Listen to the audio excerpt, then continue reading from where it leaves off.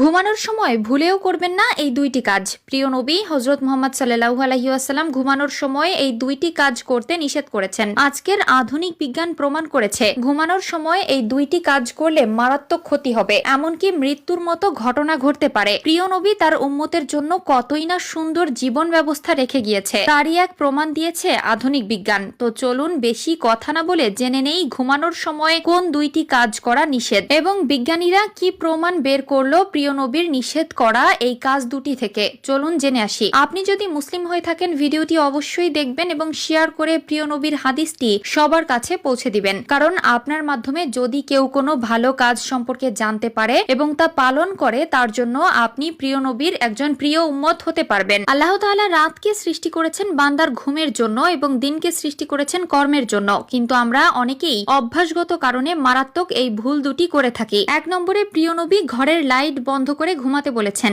Light জ্বালিয়ে ঘুমানো কতটা মারাত্মক ভুল চলুন জেনে নেই। প্রিয় নবী বলেছেন, রাতে আলো জ্বালিয়ে ঘুমালে তোমাদের শরীরের ভিতরে এমন কিছু বিশেষ পার্টস রয়েছে যা কাজ করা বন্ধ করে দেয়, এমনকি মস্তিষ্কে নেতিবাচক প্রভাব পড়ে। বিজ্ঞানীরা বলেছেন রাতের লাইটের আলো থেকে এক ধরনের আলোক নিঃসরণ হয়, যার ফলে ব্রেন ক্যান্সার হওয়ার সম্ভাবনা থাকে। আমাদের শরীরে এক ধরনের গ্রন্থি আছে যার নাম পাইনাল গ্রন্থি, আর এই গ্রন্থি শুধুমাত্র অন্ধকারে এই কাজ শুরু করে, এক ধরনের হরমোন নিঃসরণ করা। লাইট জ্বালিয়ে ঘুমালে এই গ্রন্থি কাজ করা বন্ধ করে দেয় এবং হরমোন নিঃসরণ বন্ধ হয়ে গেলে শারীরিক ও মানসিক বিভিন্নভাবে নেতিবাচক প্রভাব পড়ে। দুই নম্বরে প্রিয় নবী হযরত মুহাম্মদ সাল্লাল্লাহু আলাইহি ওয়াসাল্লাম বলেছেন, তোমরা যখন রাতে ঘুমাতে যাবে অবশ্যই ডান কাত হয়ে ঘুমাবে। বাম কাত হয়ে ঘুমালে তোমাদের পাকস্থলীতে নানাবিধ সমস্যার দেখা দিবে, যা পরবর্তীতে মারাত্মক রূপ নিতে পারে। বিজ্ঞান বলছে কোনো মানুষ যদি বাম কাত হয়ে ঘুমায় তাহলে তার পাকস্থলী খাদ্য হজম প্রক্রিয়ায় ব্যাঘাত ঘটে। পাকস্থলী যেহেতু বাম দিকে বাঁকানো, তাই কেউ যদি বাম দিকে শুয়ে থাকে তাহলে তার খাবার